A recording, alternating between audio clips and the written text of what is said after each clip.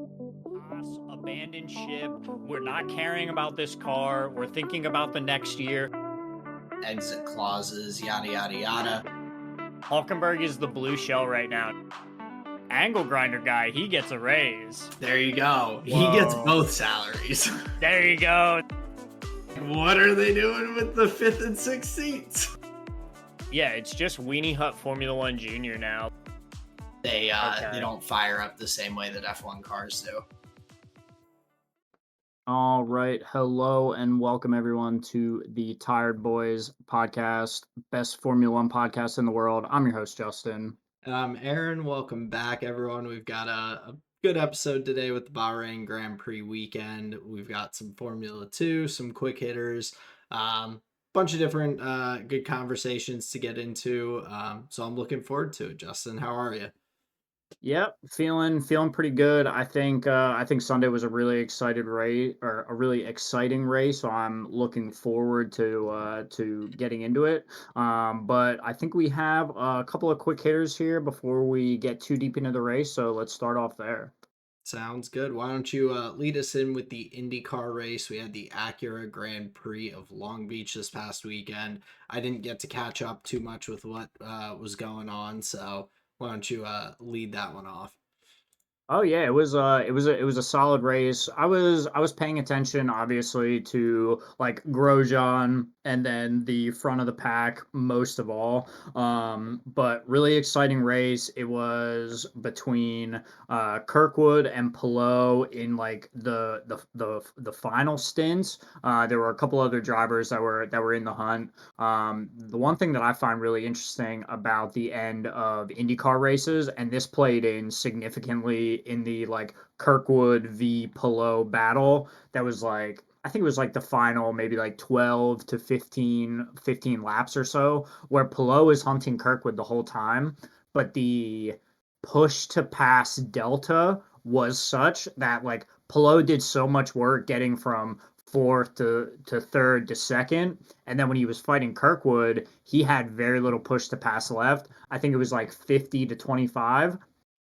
So even in a scenario where like let's say Kirkwood uses push to pass, like every second that Palou does 1-to-1, Palou's always going to go empty first. So like that fight is going to be really hard because Kirkwood will have just a little bit of boost right there at the end of the race. So unfortunately, Palou not able to secure P1, but solid podium win for him in a what's going to be a championship campaign. I think just based on like his previous results, that seems kind of like an expectation for him.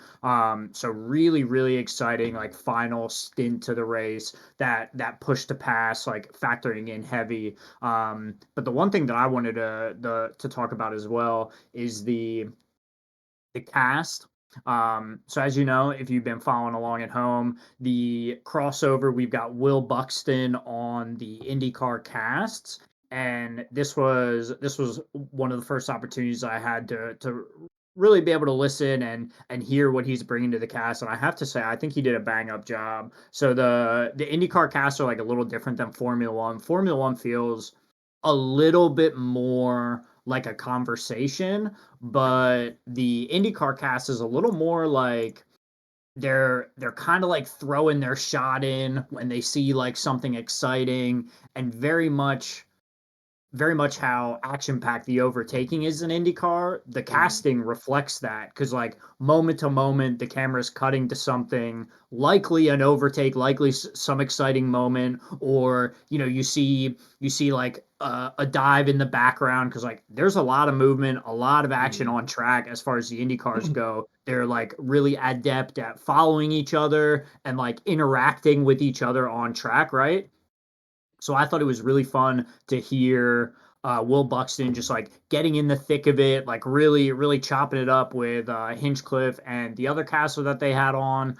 He was really comfortable with like overcalling people, where like when something exciting was going on that they weren't necessarily clued into, he was like bringing their attention to it. His up tempo tone felt really natural because obviously the IndyCar cast, they're on like a more excited note for like longer extended periods of time, like compared to a Right. Formula One cast. So I thought Will did great in that regard. And I really enjoyed hearing him as part of that broadcast team because the vice versa, James Hinchcliffe coming over to Formula One, I really enjoyed that. I think he's brought a lot of just good ideas to the broadcast in general.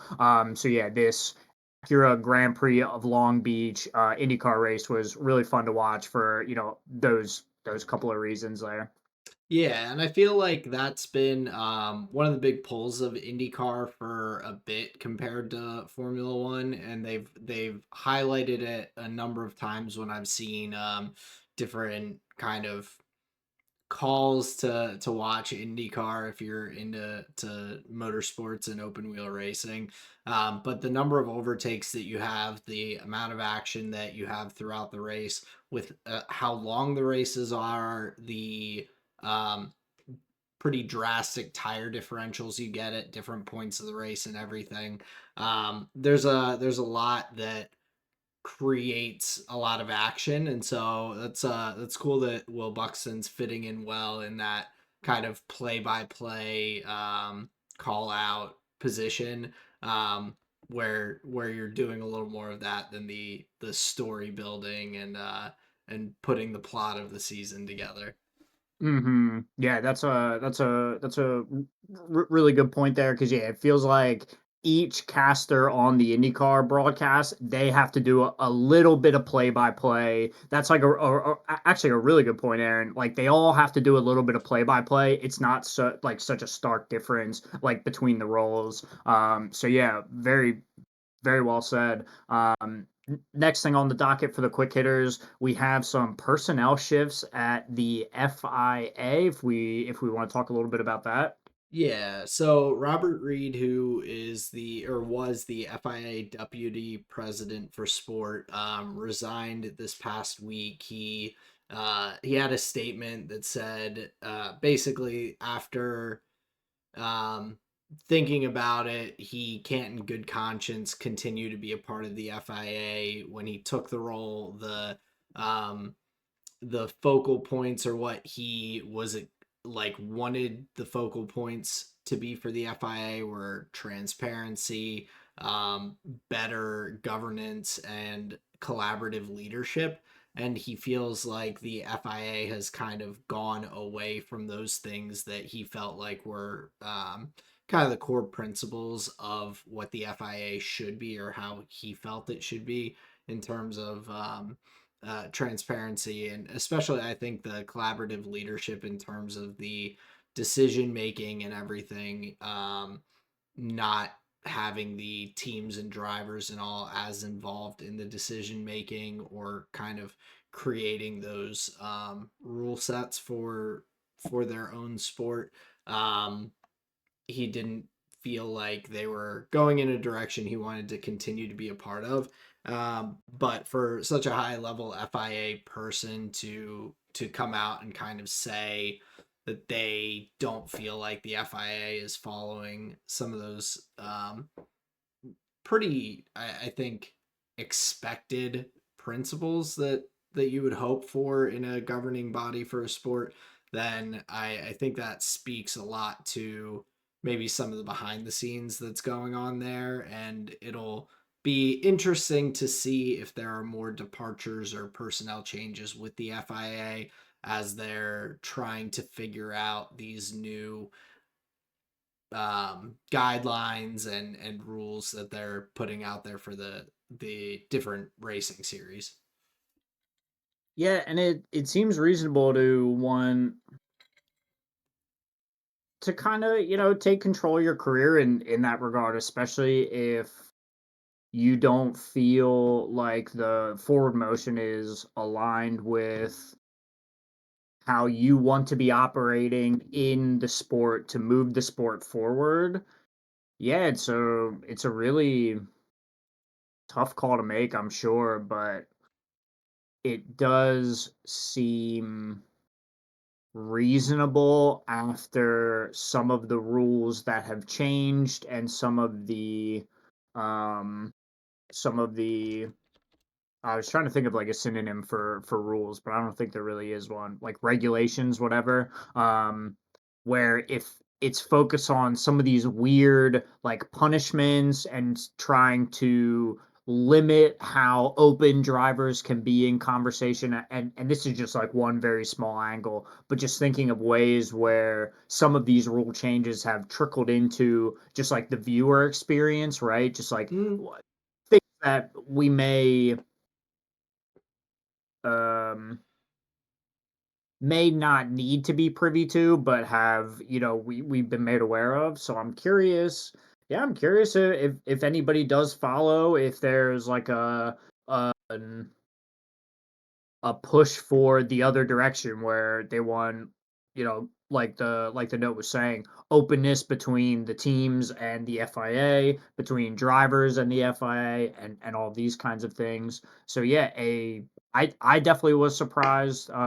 Definitely was surprised when I saw that in the news, but I don't know much about him specifically, but it's more of like a, oh wow, that's surprising that this follows some things that have changed recently in the governance. So yeah, for me, just like overall, very surprising.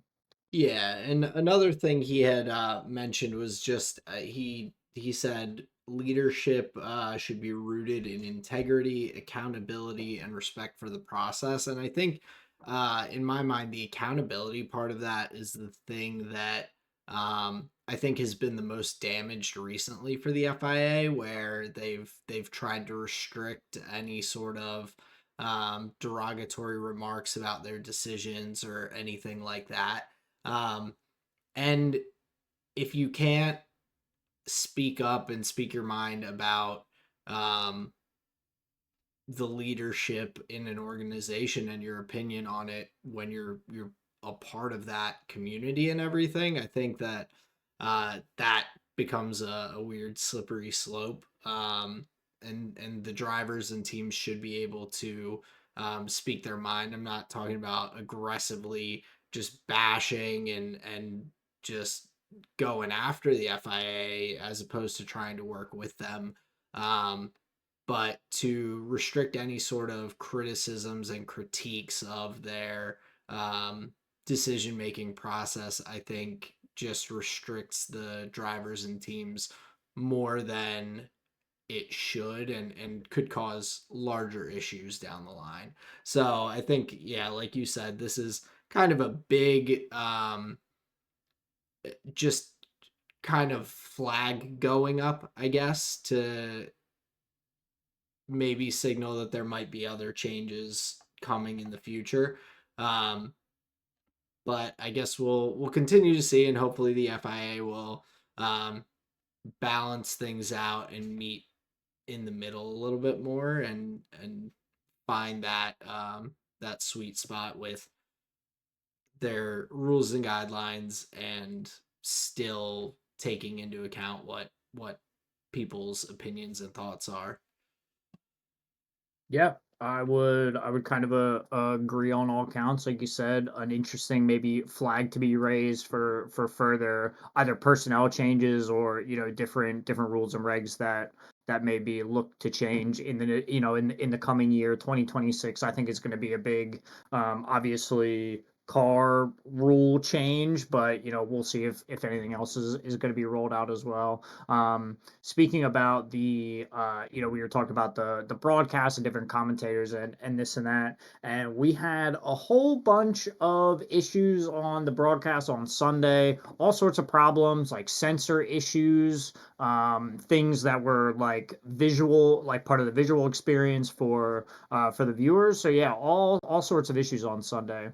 Yeah, and it's difficult when you're having these issues and no one's really like talking about it. Not that it needs to be a focal point, but in my mind, and watching the race on Sunday, I didn't feel like there was enough information really given about what was going on with the timing screens and everything. The Bahrain circuit is pretty popular in terms of like for the amount of overtakes and the amount of action that happens there and that can happen with the way the track's laid out, passing opportunities and all. And it's usually a pretty action-packed race.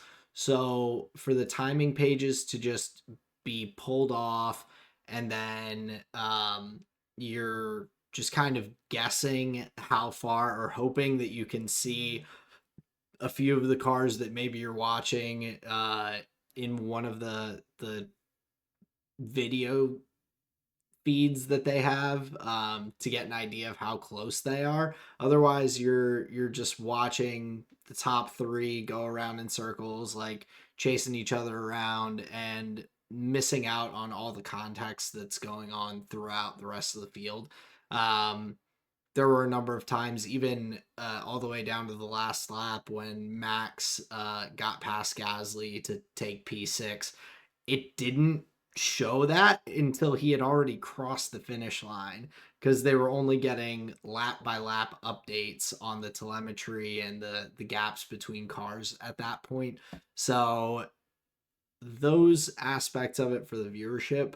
But on top of that, I guess part of the cause was George Russell's car and the sensors for DRS not lining up. So whatever sensors in his car there are, they just weren't tracking properly throughout the race. So with that, instead of just saying on the broadcast, hey, George Russell is going to show at the bottom of the leaderboard because his times are not coming in. But you'll be able to see the gaps between everyone else. They just get rid of all of the timing on the screen for a while, and then eventually kind of start putting little bits and pieces back together. But it's particularly frustrating, especially at a race like Bahrain where there's so much action. It's hard to follow when you're just getting the main broadcast feed. Well, I'll say this. They did their best to fix it by throwing out an arbitrary safety car to just bunch up the pack again. So then you could kind of like, oh, well, if they're next to each other on track, well, they're racing each other, right?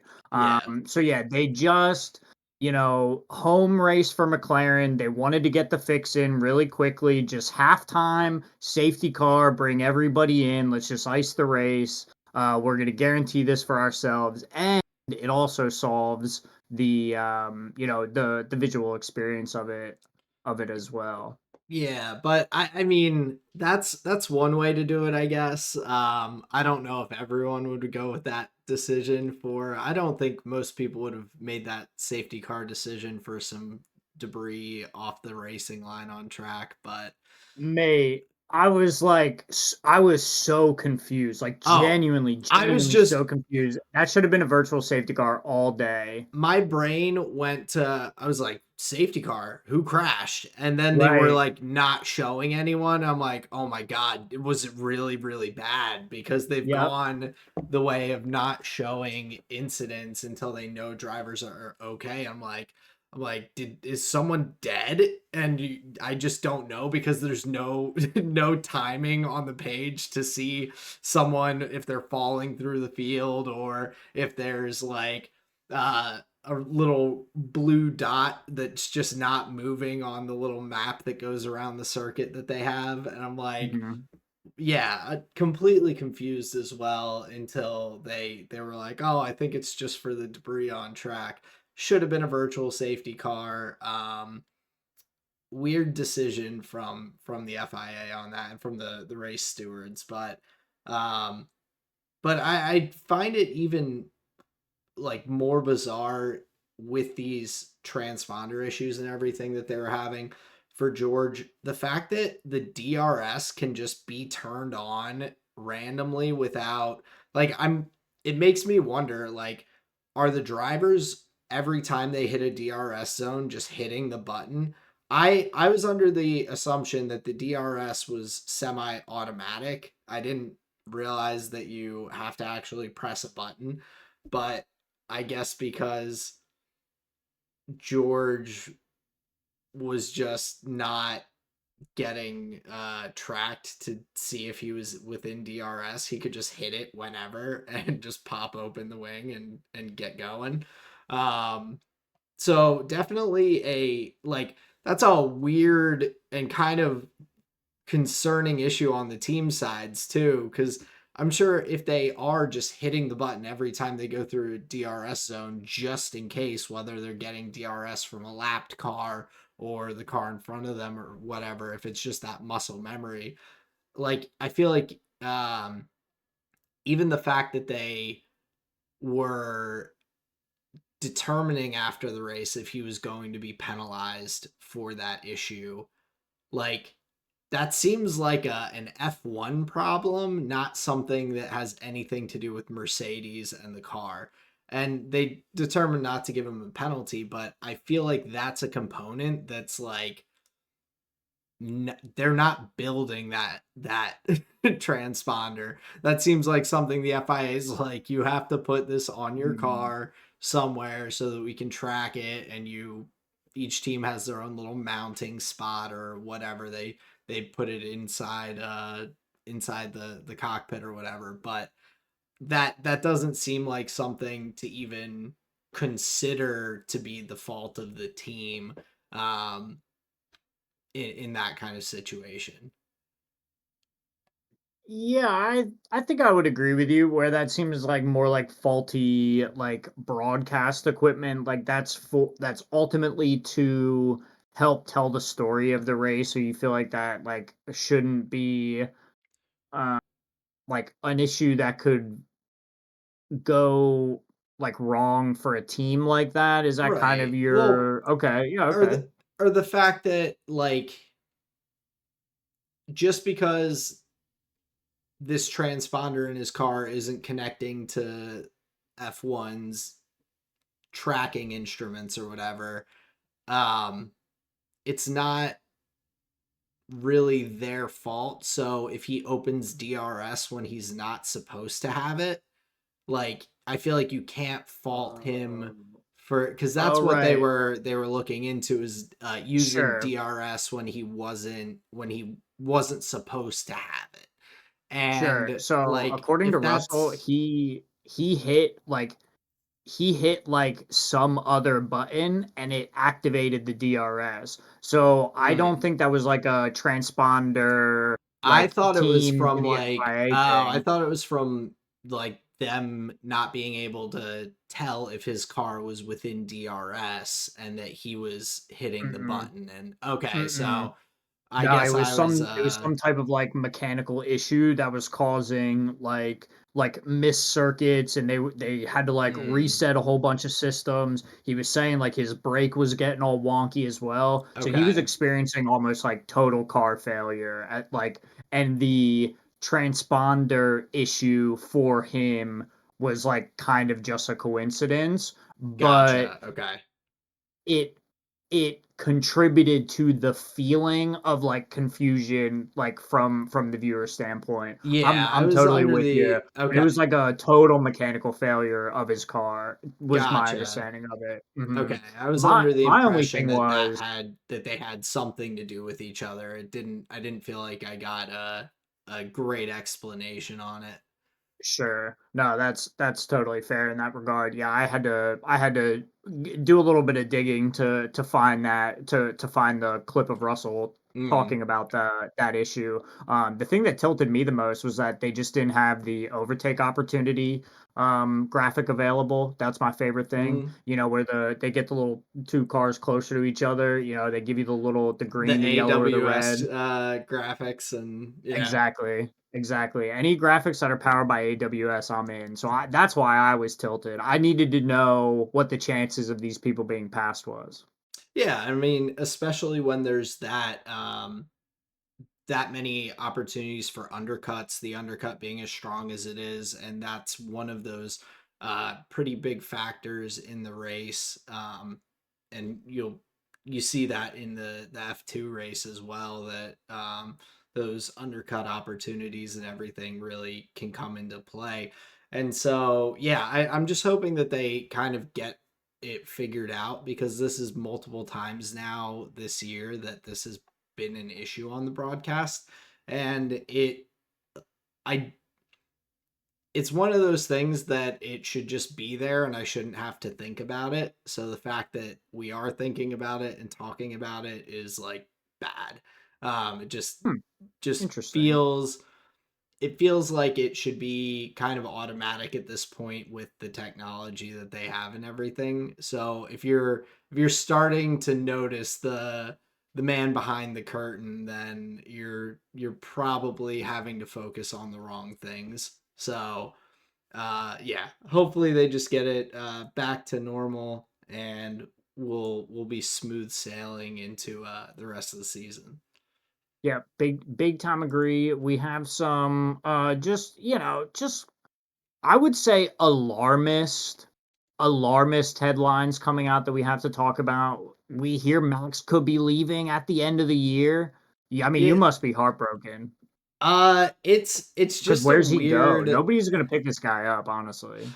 it's just such a weird thing that this is a conversation that's come up now, and it started out kind of at the end of the last year. There were whispers here and there about Max Verstappen and his exit clause, and with all of Christian Horner's um dirty laundry and whatnot, that Max might not be inclined to want to stay in the Red Bull family. And so a lot of conversation, especially with how the car is struggling, um, that his exit clause could potentially be triggered and give him the ability to leave if he would want to.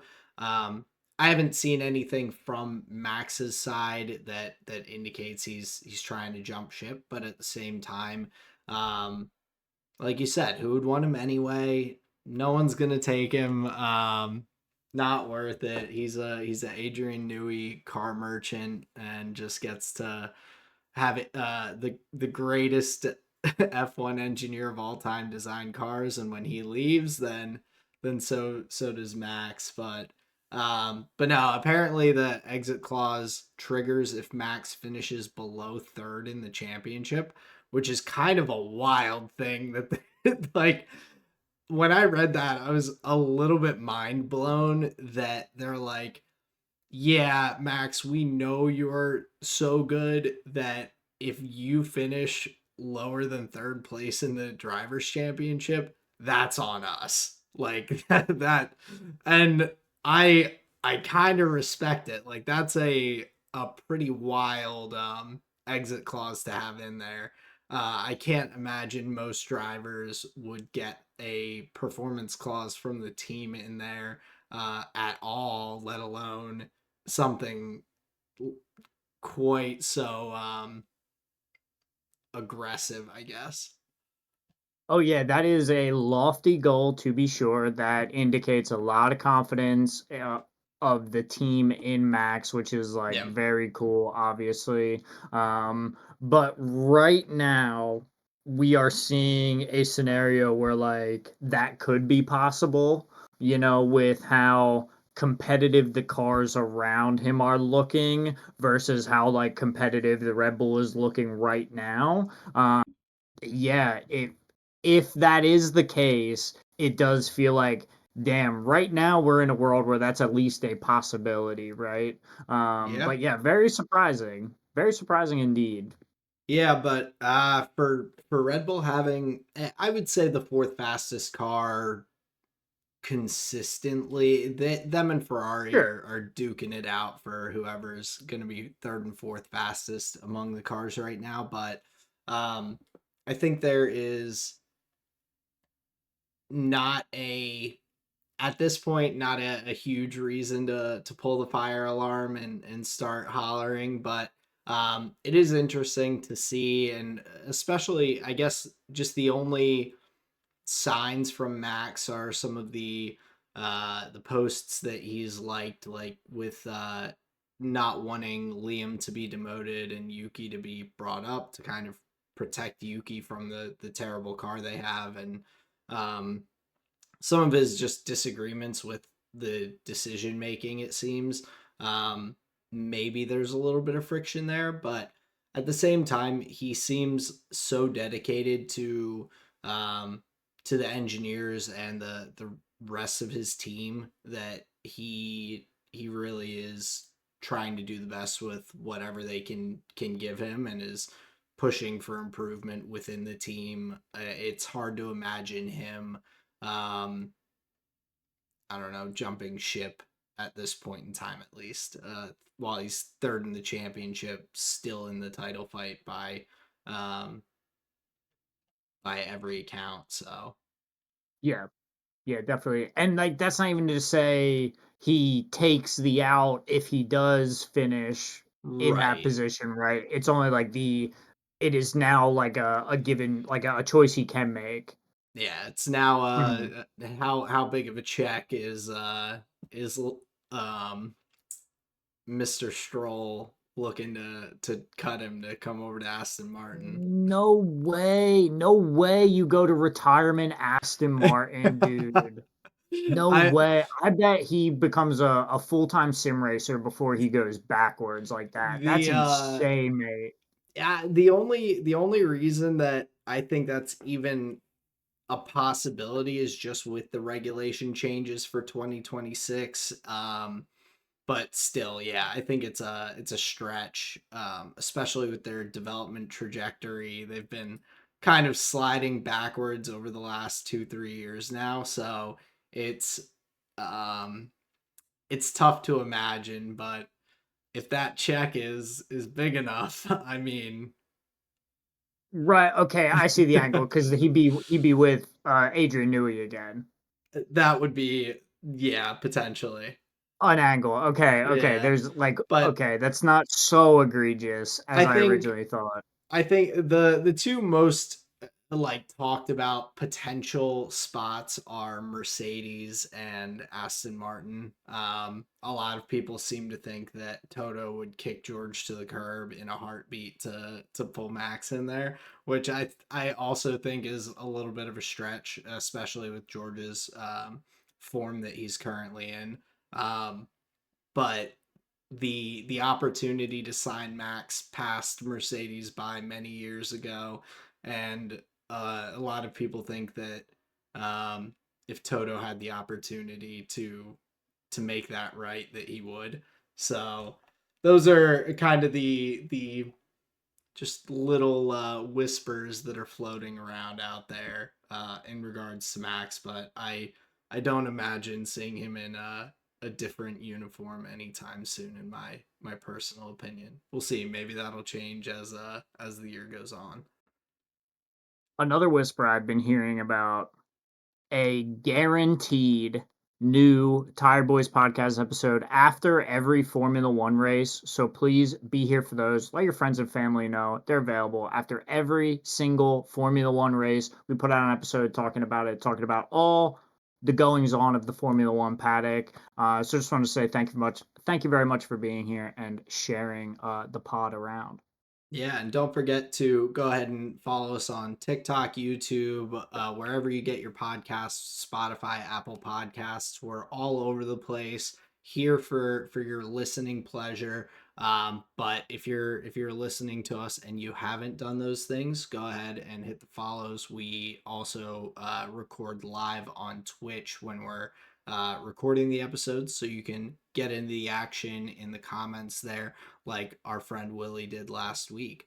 But we'll go ahead right back into the episode here, talking about before the F1 race weekend, talking about the feeder series races that we had this week with the Formula 2 sprint race and feature race this week.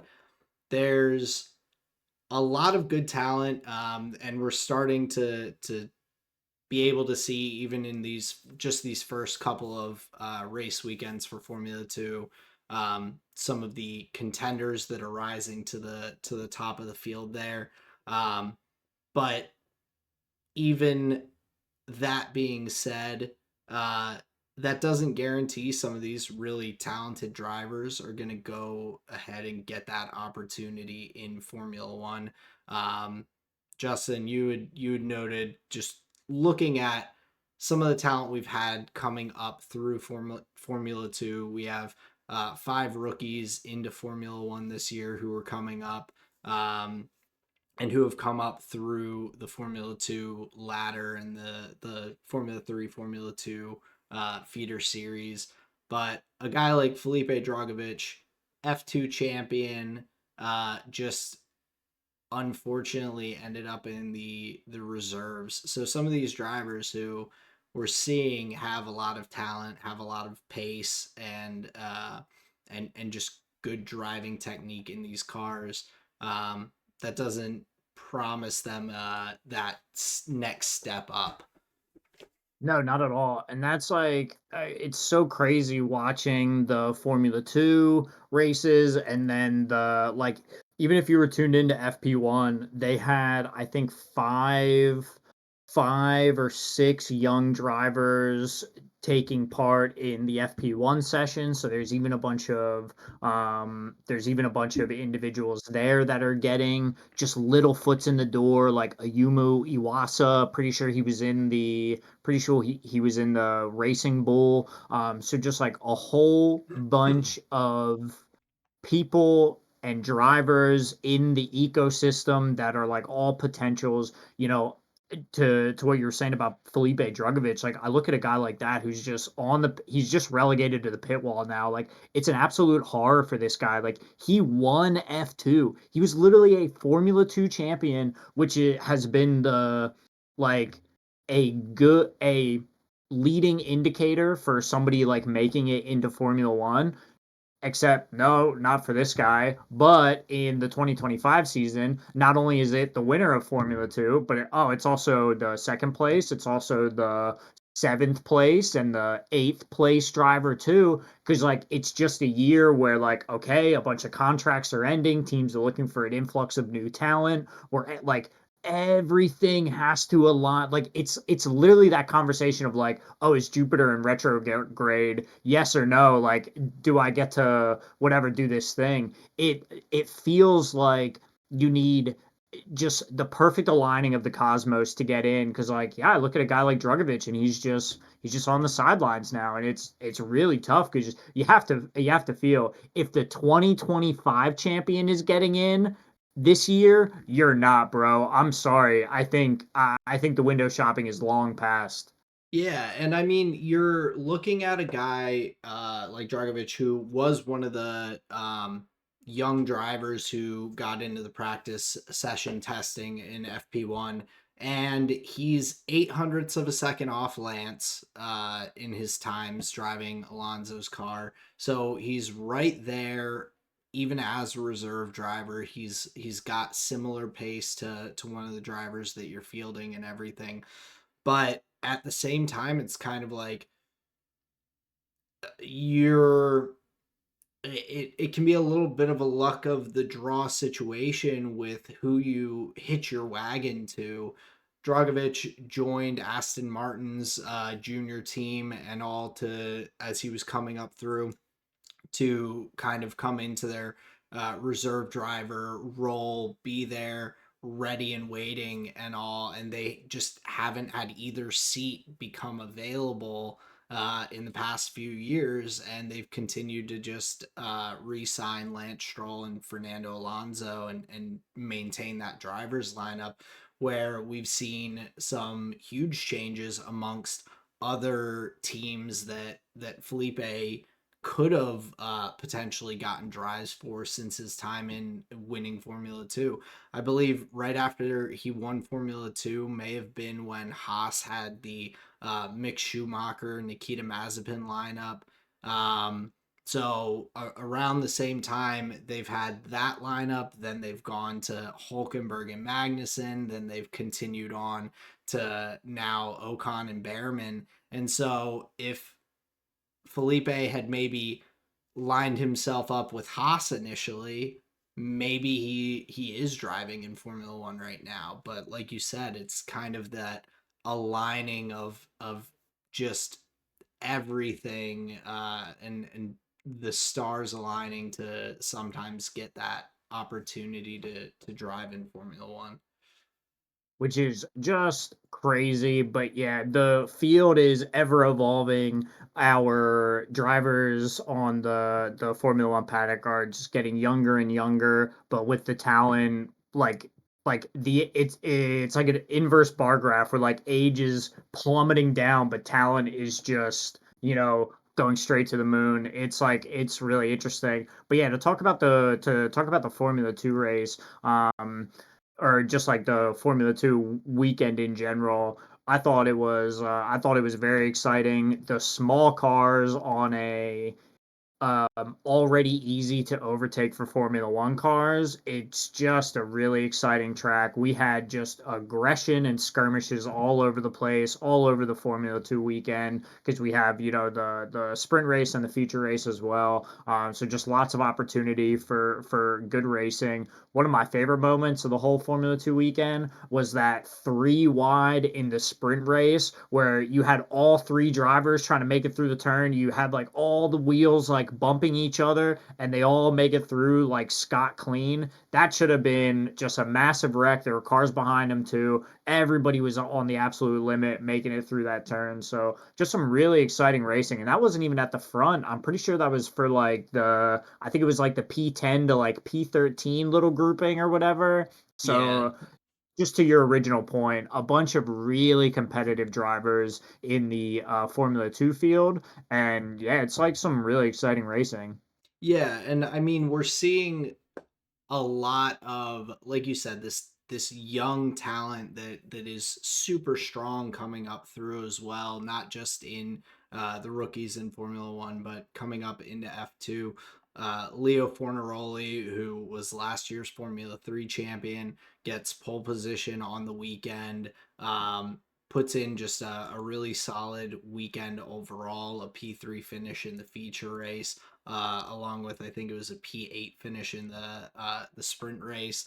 And just gathering up those points along with a podium finish in Melbourne to be the leader in the championship right now, albeit by 1 point over his two closest rivals. But um, that's someone who's freshly coming into Formula Two. They've already got two podiums under their belt. And it just looking really strong next to some of these drivers that we do kind of expect from previous years to look really good. Pepe Marti, who starts P11 in the sprint race, just maintains his tires so well and just works his way up through the field to take the lead on the last, I think it was the last lap there. To just have a stormer of a race up through the field to win that. But then a guy like Joshua Dirksen, who we saw win the last race of last year, win the first race of the season this year, finishes in P3 in the sprint race, but is unfortunately disqualified. He's another guy that we're going to have to keep our eye on because he has been able to consistently perform in these races. An unfortunate just disqualification for some technical regulations. His car was, I think, 2 millimeters too close to the ground or something. So similar to kind of the Charles Leclerc and Lewis Hamilton disqualifications that we saw earlier in the season. Just those tiny fractions of millimeters and all that can get you disqualified. But a number of just really talented drivers that are in that Formula 2 field to keep an eye on this year. Yeah, whenever I miss the bus, it's only by 2 milliseconds. So just remember that. But yeah, as far as Formula Two drivers that I'm keeping an eye on, I was thinking this may be a little campy, but it's actually like working out in my favor. Alex Dunn with a dominant win in the feature race. I'm like, you know what? I can just follow the orange all the way down. We've got the McLaren supported Rodden Motorsports team. Now, Rodden's a team that I've been hearing more and more as I'm getting just familiar with just like professional motorsport in general. It's a team name that I'm hearing coming up more often. We know Abby Pooling went to drive for Rod Motorsport over in GB3 on her new drive going into the year. So it's a team that's seeing a lot of success, and now here early in the Formula 2 season, we're seeing success with Alex Dune. I don't know how they like think about their drivers, but I imagine it's pretty horizontal, a flat plane. But yeah, Alex Dune and Versure, I'm definitely keeping an eye on. But yeah, Fornaroli right now, he is looking like a max trajectory through those categories. Just storm through F3, storm through Formula 2, just make it right into F1 like it's where he belongs. Yeah, and with like you were saying with Rodden and Alex Dunn, they had great performance in the same race last year in Bahrain. They won that race by a good stretch as well. So they've figured something out with the car setup, with that circuit, with the undercuts, but they have some sort of strategy that just looked really solid, and Dunn just ran away with it. Like you said, he had a great weekend. Um, really solid pace there in the feature race, and I think he is among probably 4 or 5 drivers right now that I could easily see being in that title fight there in Formula 2. So a lot of good racing ahead of us. They are going to be coming back into the schedule again this week when we go to Saudi Arabia at Jeddah. So there's going to be good bit of Formula 2 still ahead, and we'll get a more well-rounded idea, I think, of some of those drivers to keep an eye on after this weekend as well. Yeah, for sure. You're talking about them knowing, talking about Rod Motorsports and their McLaren support, knowing the Bahrain circuit pretty well. We're going to find out how well you know, at least just some of the lore surrounding Bahrain and the races and the circuit. We're in the hot seat. Are you ready for it, Aaron? Yeah, let's get into it. All right, so I've got for everybody playing at home, everybody following along at home, I've got 5 questions for Aaron, multiple choice here. We're going to see how well he knows some of his trivia surrounding the Bahrain Grand Prix. So, question number 1. Bahrain is an island nation in the Persian Gulf off the coast of what country? Is it A, Saudi Arabia, B, India, or C, Egypt? Here you go, A, Saudi Arabia. Nailed it. He's got one on the board. One on the board. Let's go into question number 2. In 2011, the race was canceled due to protests in the country against the government. Which 2 drivers spoke out on behalf of the citizens of Bahrain? Is it A? All right, now pay attention to the date. So 2011. This was it. This happened in 2011. So what 2 Okay. drivers in 2011? Okay. All right. So is it A? Is it Fangio and Ascari? Is it B? Is it Banjo and Kazooie? Or is it C? Damon Hill and Mark Webber? I will go C, Damon Hill and Mark Webber. Damn. Yep. You had to think about that one for just a second, but you Banjo nailed it. You got it Kazooie was right. that was a tough option to pass up, even just for the funniness. But Sure. I mean, they were racing the same year, so could have been.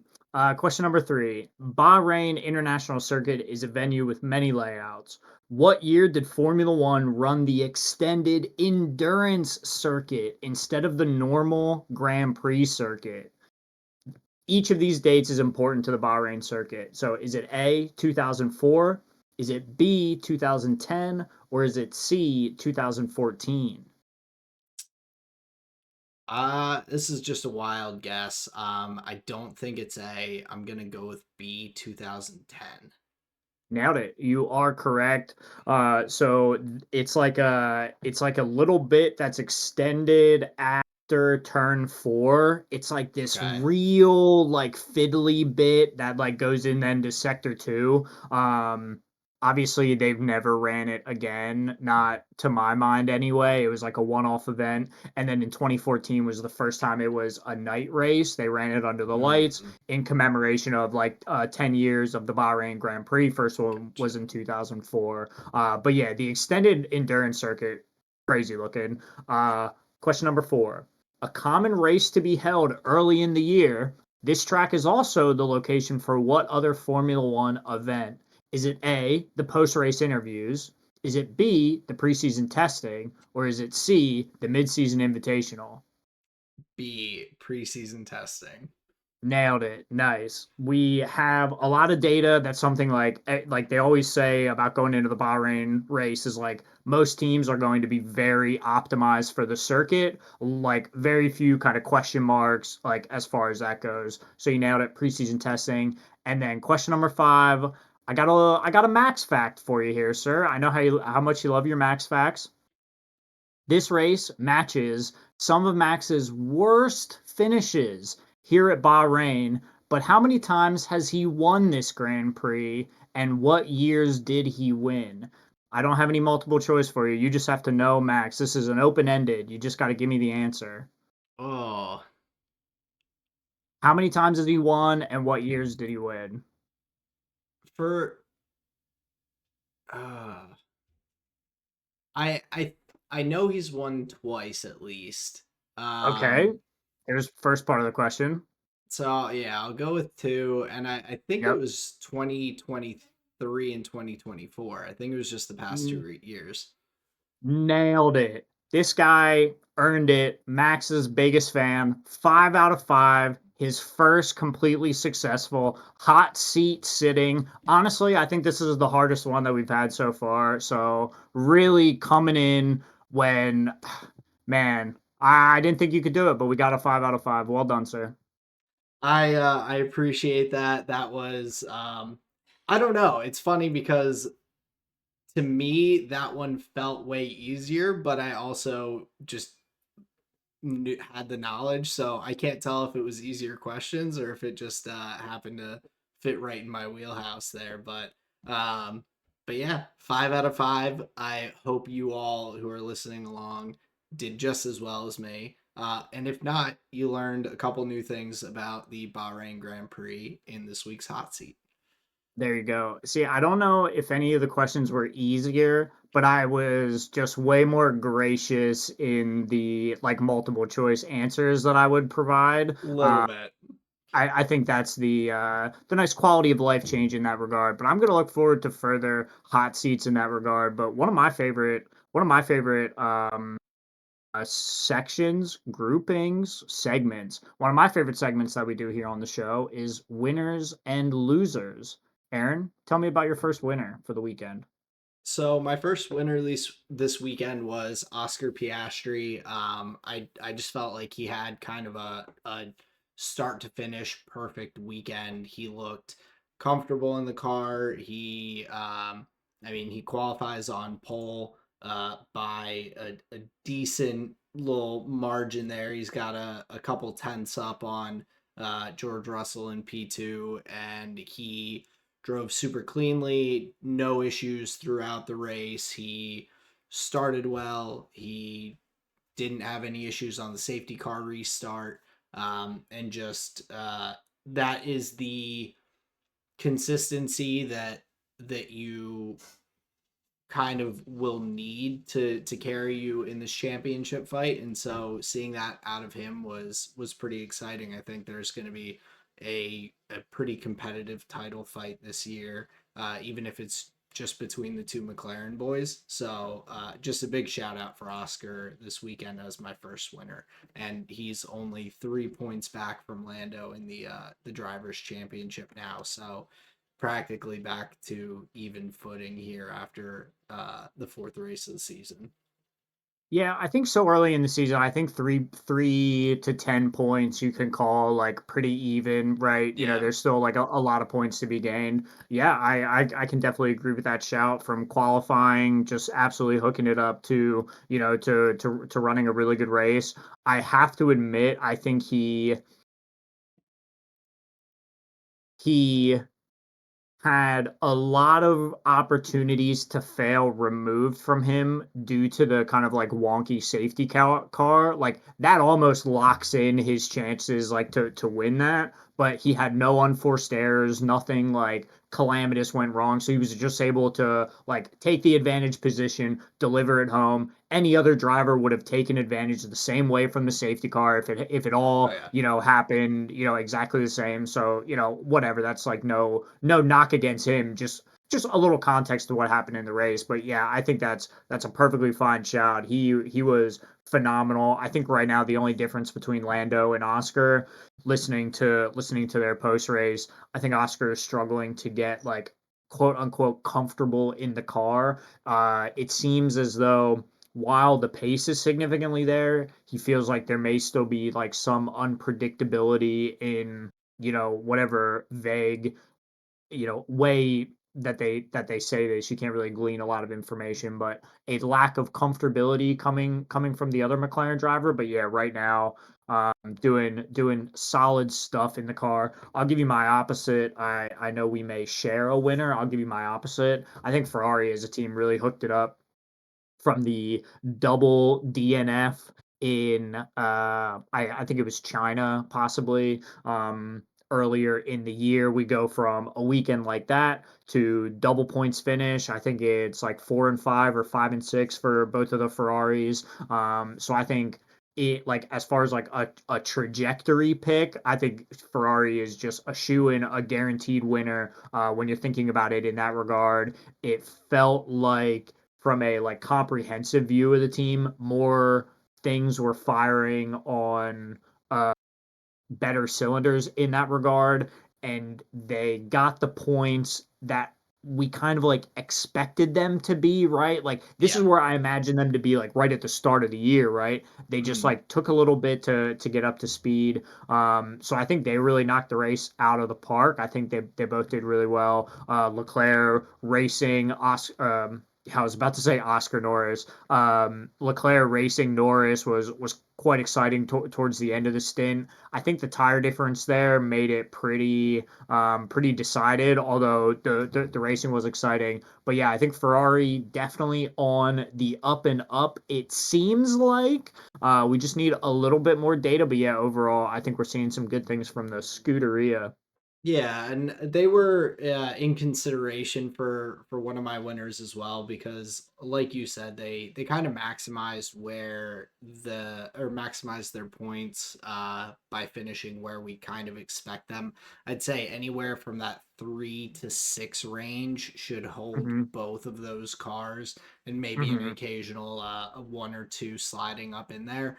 Um, but on a weekend where the McLaren car looks like the dominant force, and even Oscar said that the the car is definitely the best car in the field, and to say it isn't would just be wrong. So Hmm. the fact that he is like saying that and all, being in that fourth and fifth position for the Ferraris is where they should be. And it's a good haul of points on the weekend. Agreed. Big time agree. Now let's both say our shared winner on the count of three. 1, 2, 3. Haas. Haas. Yeah. Haas had a phenomenal weekend. I mean, you have Ollie Behrman who he got to take advantage a little bit. Similarly with Ocon, I think they both ended up getting that good timing with the safety car, but the car had just really solid race pace on the weekend. Ollie moves up from P20 all the way into the points at P10. Esteban Ocon was frustrating Max for the first half of the race. Max is just stuck behind him and didn't have the pace to get past. I think that just speaks really highly to the pace that the Haas car had this weekend. Um, and kind of how far that team has come under Io Komatsu. They are in fifth in the constructors standings. They've had multiple double points finishes on the season. They've brought some updates to the car already, and so they're pushing forward um, and have a really solid trajectory for one of the midfield teams, to potentially put themselves in that best of the rest, like P5 position, and hold on to that as the year goes on. They're 10 points up on Aston Martin, just 1 point up on Williams. So that'll be I think the big battle between them and Williams across the season. Yeah, it's fascinating to think like, okay, so this is the year that Haas were like kind of waiting for, shooting for. It feels like we're out of the like, oh, like we're basically just a placeholder team. Like, no, no, like the 2023 team, like, oh no, they'll be here, they'll do a great job. And then they're like, oh no, we're just a placeholder team for the next one. Like that's what's really gonna matter. And now here we are with like no interim driver. Because remember, that was part of the conversation about like the Hulkenberg Magnussen lineup is like this just gets us through to when we're looking ahead to like this driver lineup, right? But now here we are, new leadership, two like fresh new drivers looking to like progress a project forward, and I think we're in like just a totally new Haas era where they're looking for points finishes here. Like you said, Behrman, Ocon looking really good despite despite the disappointing Q2.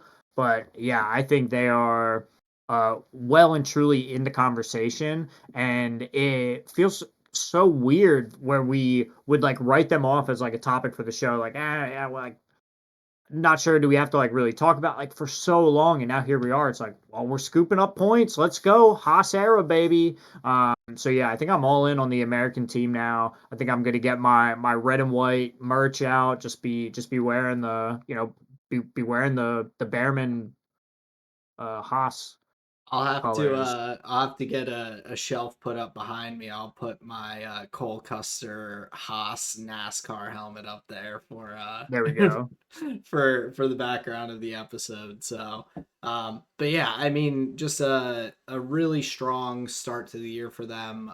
I'm hoping that they can maintain this. It seems like from all accounts and from the way that they're talking about the team and that Ocon and Behrman are talking, that they have some high expectations for performing this year and not just being one of those placeholder teams hoping for a lucky weekend to bring in a haul of points. They're looking to consistently scoop up what they can across the year, and that's it's exciting to see the change in trajectory across the past 4 years or 5 years or however long it's been since they've seemed like they were locked in on competing in a season and not looking towards the future.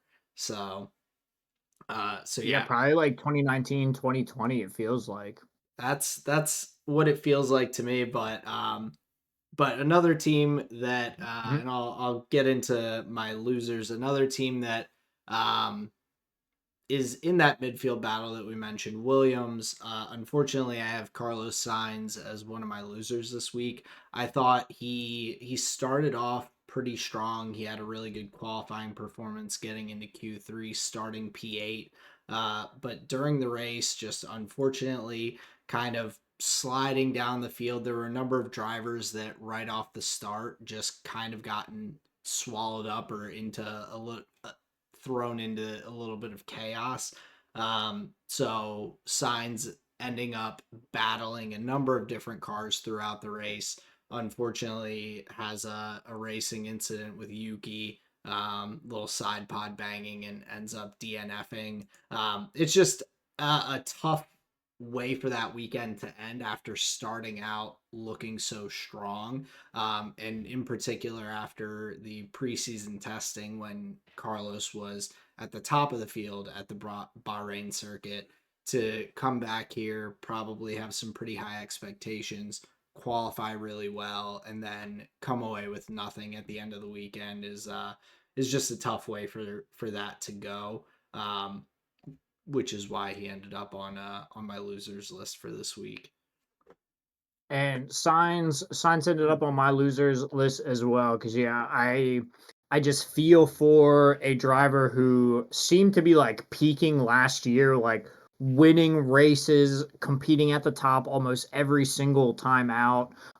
It just feels really bad to see him getting these just lack of results. Other drivers, and it's like nobody's fault. It's just like a racing incident. But it feels like he hasn't really gotten his foot in this season yet, and I'm just like waiting for like a really solid science performance where maybe he can outdrive an Albon or something like this to really maybe put his mark on the team, on the car. Really feel like he's alive in there because little bit of side pod damage ending in a retirement is not what you want to see for Carlos Sainz, somebody who I think has grown on our radar, in his Ferrari years. So yeah, just a disappointing result in that regard. So yeah, definitely on my loser list as well. I think you made a lot of good points just to share that angle. And then my other loser here is just an individual driver. I think Antonelli got properly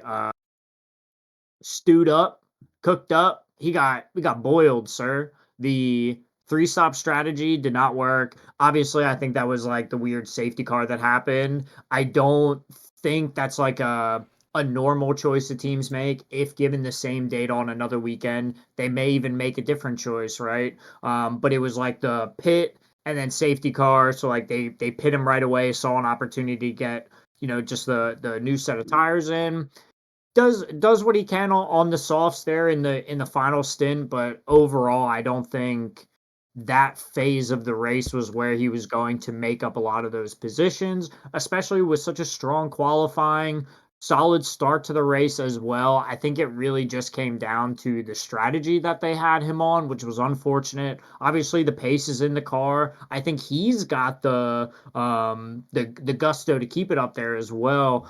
So I just think unfortunate in that regard that it went that way.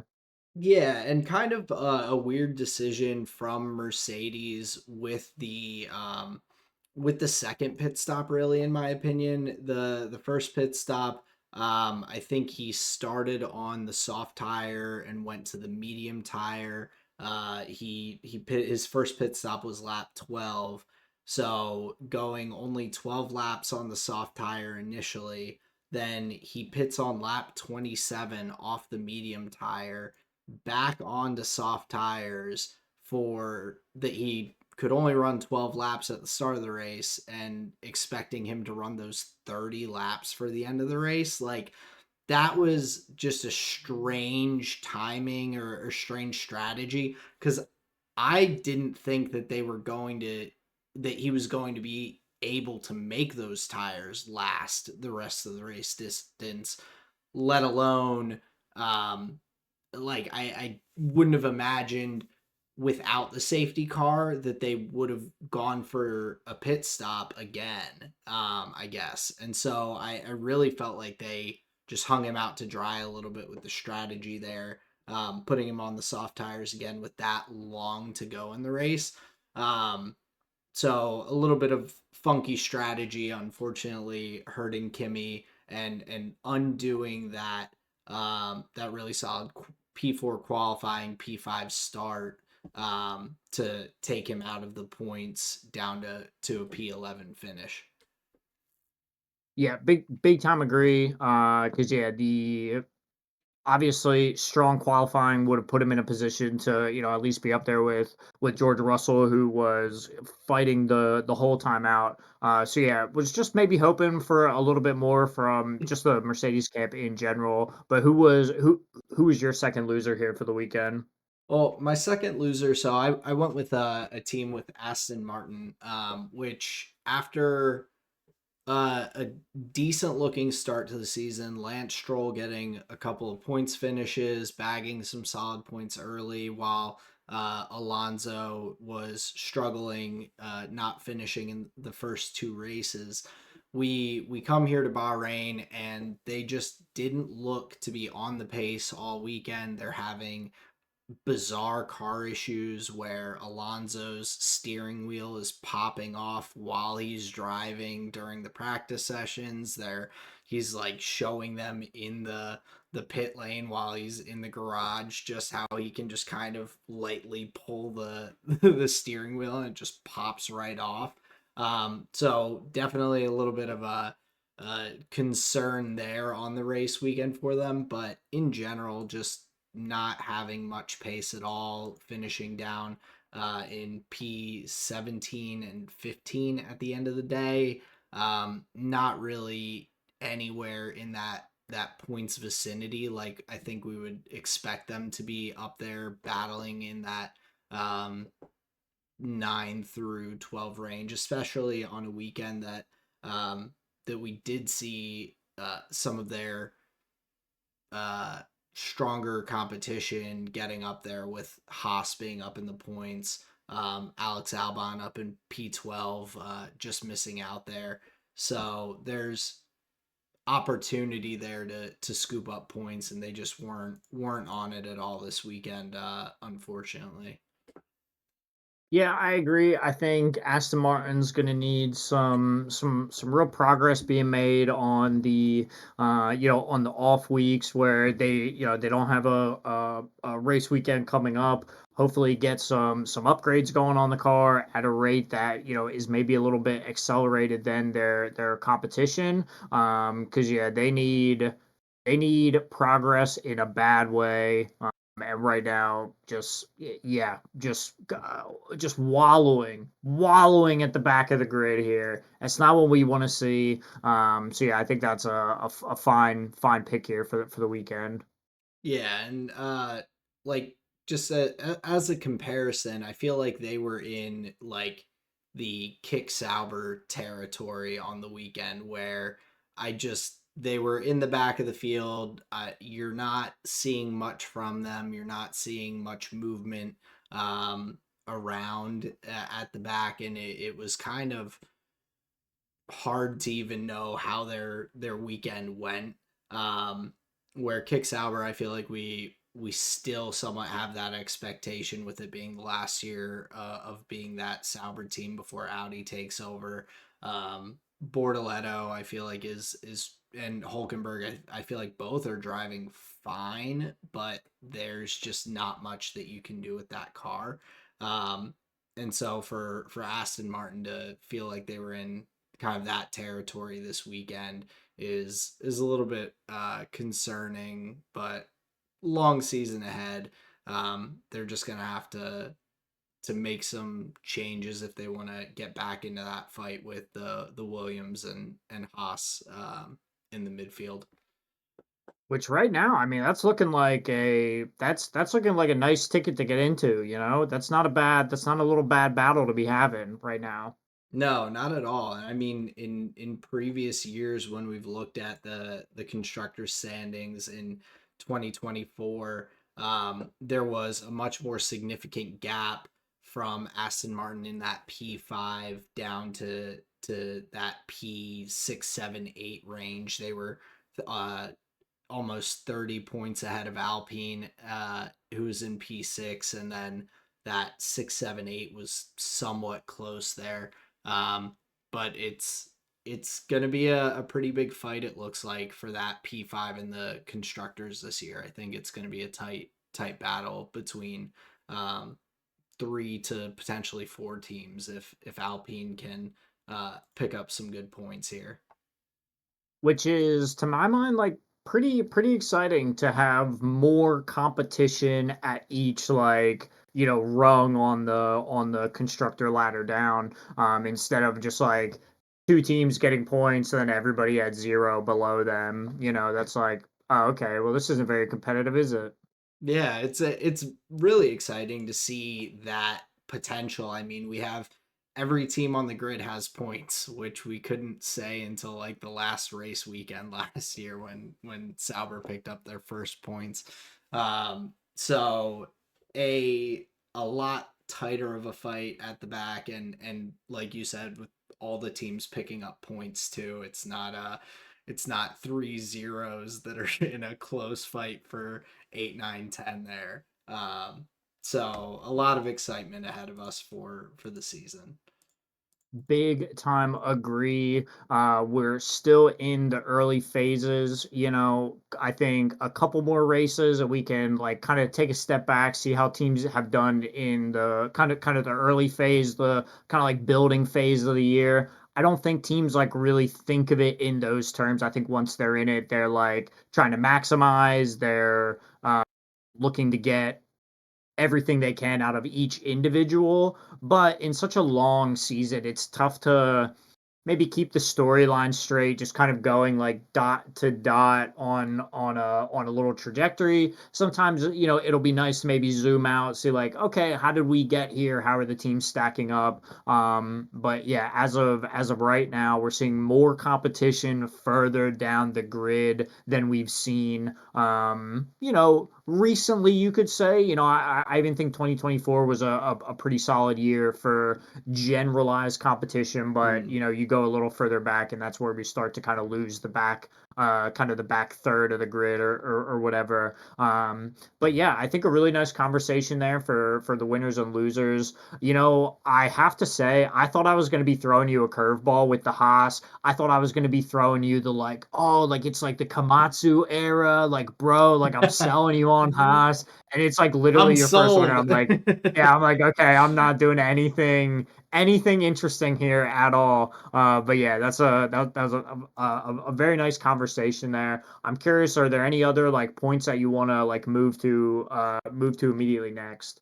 I have three just general shout outs, I think, on the weekend, for some positives and one smaller conversation, a little bit of negative, but I really wanted to shout out Pierre Gasly with a really great qualifying in P5, starting P4 with the grid penalty that the Mercedes cars got from qualifying. He had a great race, was holding Max behind him until the very end, almost hung on to that P6, but a nice P7 finish to scoop up some points for Pierre. So that was one of my big shout outs.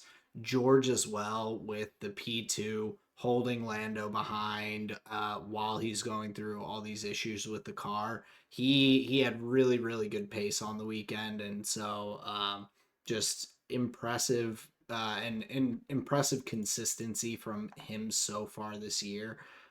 George is just he's hanging in that podium to P4 range week after week, and um, that's put him in uh, that P4 driver's standing spot at this point, very close behind, and really in that title contention at this point of the season as well. So he has really shown up week in week out this year. Um, and my final little shout out that I had was just Yuki getting into the points with Red Bull, second race with the team.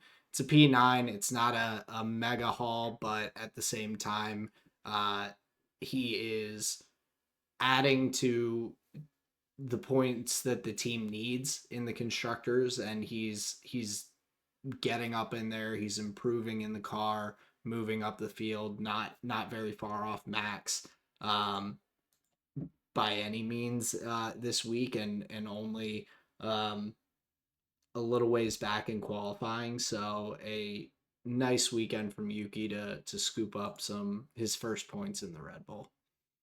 Yeah, I agree to your point. 9/10 off of max in Q3 in a field where it's like 1 second all the way back to like P19 or something like this. The field is really tight. I don't think Yuki's doing anything wrong right now. As far as like, get him out of the sea. Does it? Nope, nope, nope. I think he's doing all right. I think this was a perfectly solid weekend, especially considering Yuki. This is right in his wheelhouse. This is right where he wants to be. Q3 berth converts that into a no loss, no gain finish. Just points, just solid weekend for Yuki warming up into the Red Bull. I think he's gonna be just fine. We're gonna want to see like a closing of that gap. I think for the Red Bull maximalists and the World Drivers Championship bears, we're gonna need Max with a second teammate. We need him up there, man. He needs help. So I think that's what we want to see out of Yuki. But yeah, I think that's a really nice shout. From my camp, I need to see cleaner racecraft from Lando in weekends where he's like on the back foot.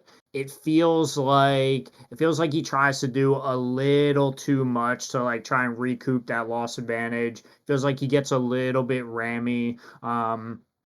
Not terrible. Obviously, didn't like put himself in too much of jeopardy, but I think when he is on the back foot, he does some of his like worst driving, unfortunately. And the pace in the car is a bit forgiving in that regard. I think if the car wasn't so quick beneath him, I think he would have been maybe punished just a little bit more. But yeah, overall, I think fine for that second McLaren car. I just wanted to make that little note because it wasn't the cleanest drive from him, so just wanted to shout that out. And then, yeah, overall, I think we think thought we nailed everything. Yeah, nice shout out on the Pierre Gasly. I'm kind of encouraged by their pace here, especially like in a speed heavy Formula One calendar. Like there's a lot of fast tracks on the circuit, especially coming up next. We have Jeddah, notoriously high speed. So if Gasly's encouraged by the high speed of the Alpine, I think we may expect to see another decent weekend from Gasly at least in the Alpine. Maybe they can get two cars up and doing well. But yeah, overall, I don't think there was like a terrible much else. I mean, truly, it was an interesting and good race right up until the safety car because I feel like that iced a lot of like the deltas in strategies and Yeah. like there were different tire choices being made. There were teams that were running split strategies. Aston Martin specifically, they had their drivers on two different tires. We had the first, I think, three or four cars all starting on soft tires, which is like kind of wild. And then like, it varied throughout the field going back. But soft tires, uncommon starting tire to my mind. So I thought that was really interesting. But it was just that weird, should have been a virtual safety car that I think kind of decided the race at that moment. But up until then, I thought there was a lot of excitement to be had, especially with the jeopardy we were seeing with the Red Bull pit stops. Like that's a Yeah. horror. That's an absolute horror. Max is just sitting still, just waiting for a green light that's clearly never going to come. So, not to harp on Red Bull, but just to say there Oh are yeah. all of these like variable factors that were amounting to like, oh shit, anybody could really take this right now. And then, the fix came in from up high and they were just like, all right, well, McLaren's gonna win. So Yeah, well, and I mean, Oscar was running away with the race pretty decently, but like you said with Lando, like it really was there was a lot of intrigue leading into that last stretch of the race up until the safety car. Lando had really like battled and like you said, he kind of shot himself in the foot on the weekend with his poor qualifying and then with the start infringement. Um, just a little bit sloppy and like you said, and thinking about it, it it does remind me of a lot of the conversations that I think were around Max back in 2020, 2021, in the fight with Lewis and the Mercedes cars. People were constantly talking about if is on the back foot, Max can't drive if he's not in the lead. He's banging wheels. He's doing this. He's doing that. And Lando, he did seem to be like making some desperate moves to try and move up. Even in his battle with Leclerc, you're seeing him try and kind of break way too late, locking up. ending stuck behind Leclerc for a lot longer if he had maybe been a little more patient, had a little bit cleaner racecraft, then maybe he gets by Charles a little quicker, and then maybe makes a run at Georgia at the end there for that P2 instead.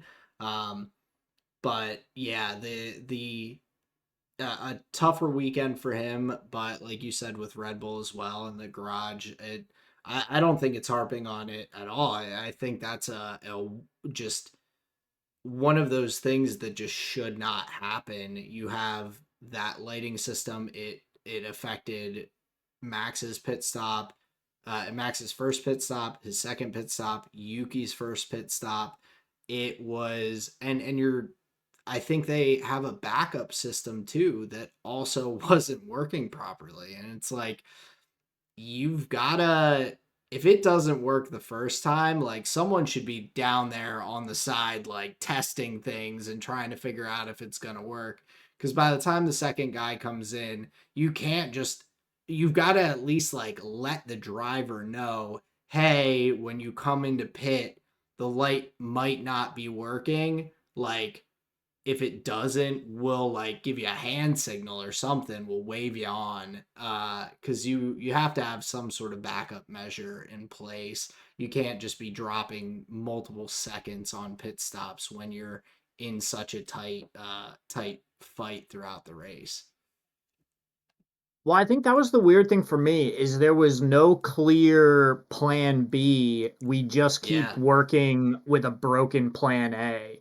Like, and there I was saying I sold all my Ted Kravitz coin, but now I'm buying some back up though because he had the great idea on the broadcast. He's like, bring back the guy with the lollipop, the red Yeah. light versus the green light. It's like, yeah, that is like a an analog, a really good analog solution to go to if those lights break down. Because yeah, I think if you count it up, Red Bull probably lost close to 15 seconds of just like extra time sat still because of the light confusion. And who knows, that could be more on the track side versus like the Red Bull side, right? Like we don't know like where that would lie, but to your Right. point, an issue you don't really want to be seeing inhibit the progress of a team. Like if Right. somebody is going to like mess up, a tire change or whatever, that's fine. That's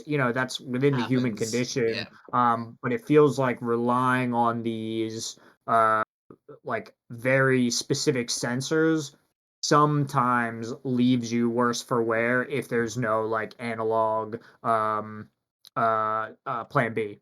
Yeah, and they made no adjustment on it. I mean, The guy I just was kept looking sitting at the there light like like I was sitting there at one point and I'm like there's going to be tweets all over that are like stop the count when Max was in last place and I'm just like I don't know when the last time I've seen Max with the P20 next to him. That was pretty wild. So definitely something they need to figure out for this upcoming week. Um, Hopefully an easy fix there, but yeah, just disappointing to on a tough weekend already to shoot yourself in the foot there a little bit as well on the Red Bull side. I believe the last time you may have seen such a horrible number next to Max Verstappen's name may have been Bahrain 2022. I think that's like his most recent like really terrible finish where it was like the last lap of the race he had mechanical failure and didn't Oh yeah. finish. I think that might be like close to like one of his like most recent like worst performances. Yeah, that sounds about right. Because the there definitely weren't any in 2023. So No, and my man's like he almost has a perfect attendance record. So yeah, they are few and far between in that regard. But yeah, I feel like just a really solid Bahrain race. There was a good amount of overtaking, I think, for the circuit. Made for some really exciting driving, especially in the in the midfield. I think there were a lot of change ups in that regard. So yeah, I definitely enjoyed my time. We had an Oscar Piastri P1, George Russell P2, and then Lando Norris coming in P3, double podium finish there for McLaren. So the papaya crowd quite happy. absolutely, and like we had talked about, a very tight constructors and more drivers fight there. Lando has 77 points, Piastri has 74, Max has 69, George Russell has 63. So those top four all within 15 points there at the top of the field, and Mercedes, Red Bull, Ferrari all still pretty in that P2 fight as well, with McLaren having a pretty significant lead up there in first place at the moment. But again, I mean, Red Bull had a pretty solid lead at the start of last year. As teams bring upgrades, there probably won't be as big of a swing as last year, of course, but there may be some fight left to be had there in the constructors as well. It's but not over by any means. But like you had alluded to, a lot of good racing ahead this year and Jeddah this coming week. So another the last of the triple header here. Yeah, very much looking forward to Jeddah, another high speed circuit. I think it's proved to have some pretty good racing, so looking forward to that one. We'll have an episode live that following Monday night. Join us here on Twitch. Episode comes out the following morning.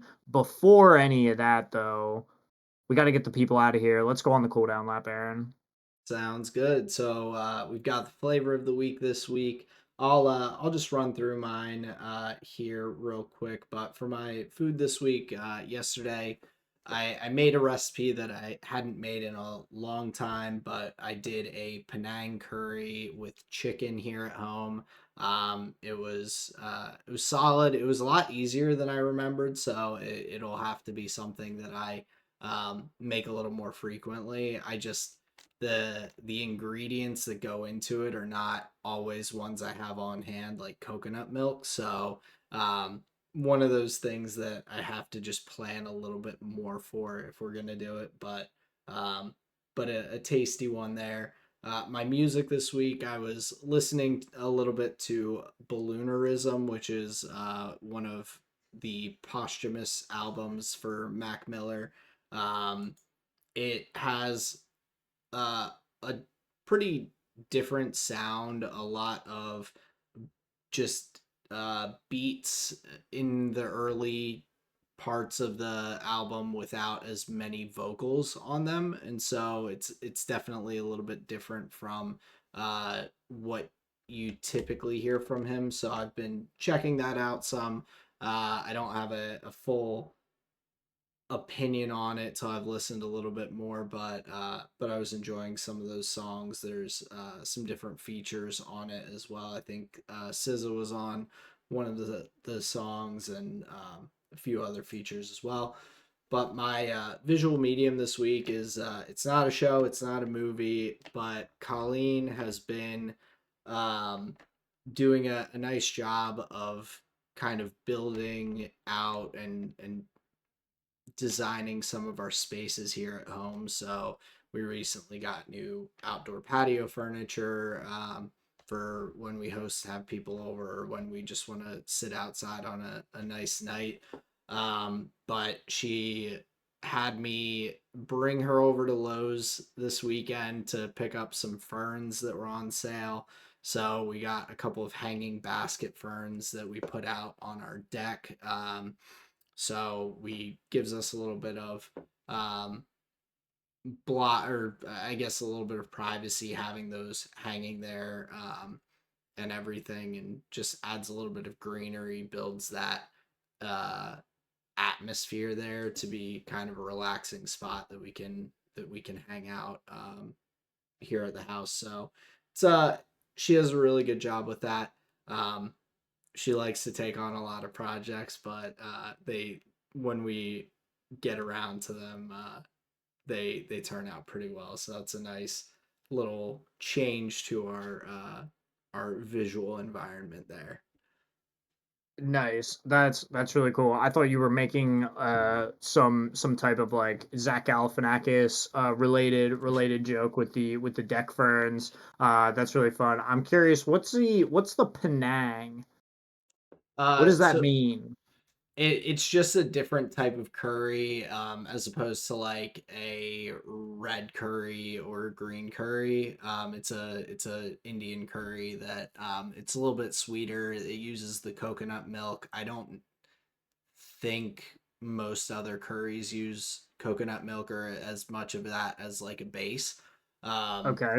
so just yeah, kind of a different style of curry. It's a little bit sweeter, as opposed to having as much kick or spice to it. Interesting. Because now my food for the week was a chicken tikka masala, which Okay. is, a nice cream that I can get behind. I like how it's not so focused on the creamy. The cream is just like a base for the more what's the beef flavor? It's like umami. It's like savory. Yeah. It's like a savory sauce, but like with a cream base, which is very interesting. So me and Sarah enjoy some, just chicken with the sauce over rice. Some peppers up in there. Oh Just yeah. real nice little dish. Super simple. So yeah, love me some of that. And now I'm gonna get. Well, here, first of all, just let me give you my visual medium, and then I'll get real into the weeds with my music. I'm All right. real in the weeds. So and and this is a game time audible, by the way. As you'll notice, I've one thing written down, but I'm going to tell you about a different thing. So my visual medium here for the week. Have you seen the? I guess it's on Prime, sponsored, powered by AWS. The Fallout TV show, Fallout miniseries, I guess I you could have, say. Have you yes. watched it? Yeah, it was good. We watched it when it came out. My lord, was this one of your recs for a flavor of the week? It may have been at one Gotcha. point in time, but it was fun cuz I remember talking about it a little bit because I remember saying it was like a little bit cheesy, but it's like based off of, and like, so I saw some people online that were like like oh, it's a post-apocalyptic, but it was a little like corny and da da da. I'm like, it's based off a video game, so there's only like, yeah, you could make it real serious, but also that takes away from kind of the some of the gimmicky, or not gimmicky, but some of the I don't know, the style of the video game, Mhm. or some of the elements that brings into it when you're telling the story. So but yeah, we enjoyed it a lot. Gotcha. Okay, because yeah, we did as well. I was very, very surprised by um, how immediately in the wasteland I felt like the vaults, like man, they like hit a lot of like really high notes, especially as someone that came from Fallout 3. I was like, damn, so much of this is like really, really nice. I like the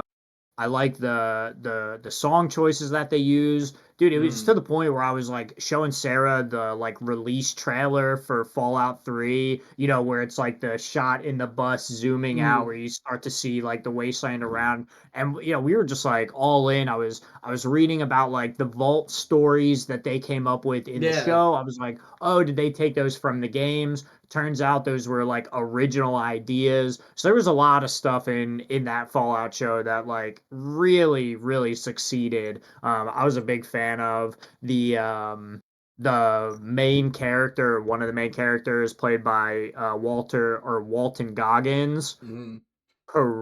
He's crispy, great. dude. So good.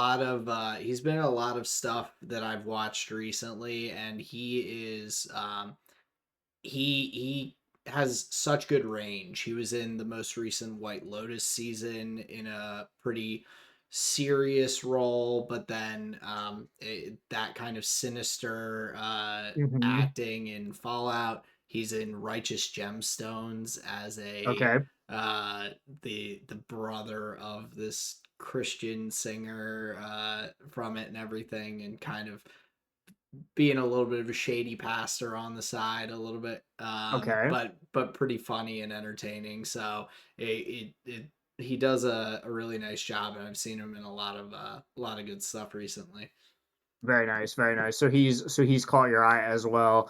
So yeah, if you haven't seen it, if you're a fan of the show, or if you're a fan of the franchise, I think the show does a lot that really stays true to kind of like the core tenets of Fallout. And I'll give you this too. I don't know if you knew this. Show created by effectively, he had a large hand in the production of the show. Jonathan Nolan, who is Hmm. Christopher Nolan's brother. Okay, did not know Yeah, that. yeah. So It's a that shit good runs in the little family, my guy. yeah. Yeah, That's a yeah. good All little right. shout. So really, really strong in that regard. But here's now where my show is going to tie into my music. So in Fallout, I like the music, but unfortunately, it feels like it kind of falls into a trap that a lot of like modern shows and TV do, where for me, it takes me out of it when every new scene you get a new song and a new feeling, especially when that song is being played nowhere in the universe of that film. Nobody inside of that screen can hear the song that's playing. Okay, Sometimes you can. Sometimes you understand, like, okay, there's like a song playing on the jukebox, and right. that's like what everybody in the world is hearing. Okay, I'm down with stuff like that. But it's the endless, just new song with every new frame, and it's just some either played out or just poppy. Let me put this in your face to make sure you know exactly how to feel here. It really kind of takes me out of it sometimes, and I feel like it's not this is going to sound just pretentious as all hell, but it doesn't let scenes breathe. It doesn't let actors or like even just the sounds of the world around the characters like uh come through and like make the scene or the environment feel alive in that regard. It feels like a crutch that's being used to just kind Mm, of like push the emotion like forward, even if it's not like pushing the story forward. So I've found in a lot of like truly modern releases, like 23, 24, 25 TV shows and movies, I find a lot of this. And the movie term, it's called diegetic sound, where like a song or a sound is within the world of the film as well. That's called okay. diegetic sound, and it would be non-diegetic if it's just like random songs being played over scenes. And I feel like that's what we're moving to toward more, instead of like really stylish, really creative, like in Guardians of the Galaxy, the opening song, Mhm. and then when it lands onto Chris Pratt, oh, he Yeah, has the he's song in his headphones, and now it's this like really fun moment, and now you're like jamming along with him. But right. it'd be a different thing if there were no headphones. Why is that song playing on ruins on some right? So like you get Right. the issue here. So I've found I've been take my suspension of disbelief has been unwound in some Mm. moments like this, and that's just like a general complaint that I've noticed when endeavoring to like encounter new shows and movies and such. Often it's like sound design that can like take me out of it. Gotcha. That's interesting because I don't specifically remember noticing that until you mentioned it, but I definitely agree with utilizing the acting and the dialogue and the actual like plot of the film to kind of give you the right idea of the feelings that you're supposed to have, as opposed to being like, okay, this is a happy scene now, here's the happy music, and now, okay, now your mind's in that frame, and so you can continue on with the story. Building that a little more naturally, I would lean towards as well. um Obviously there's some instances where you've got to have uh, a beach volleyball montage like Top Gun, where you've got music playing in the background that is the non-diegetic sound, that just is a little bit of fun music in the background there for you. Um, but I think that works out if it's used a little less frequently than being a consistent, like you said, almost crutch to carry you. Dude, but there's a topless Tom Cruise in that scene though, so it doesn't really matter what else is going on for me. I'm locked in, dog. Exactly. But yeah, that's just a long-winded cool down lap. I really just had to show my chops of how good I am at watching shows and TV, shows and movies. But yeah, I just wanted to say, Aaron, thank you very much for joining me here for this Tired Boys podcast. Thank you anybody else that's been listening to the Tired Boys podcast. We really appreciate having you here. Aaron, any final thoughts? No, like Justin said, thank you everyone for listening. We really appreciate it. We come out with these episodes after every race weekend. We look forward to doing this. So look at our link tree, check out the different connections you can make with us there. Hit us up on Twitter, comment on the YouTube episodes. Let us know what you're thinking. If you're going to be following along for the Grand Prix in Jeddah this weekend, we'll look forward to chatting about it with you all afterwards. But that has been another Tired Boys podcast episode here. Thanks for listening. Thanks everyone. Peace out. See ya.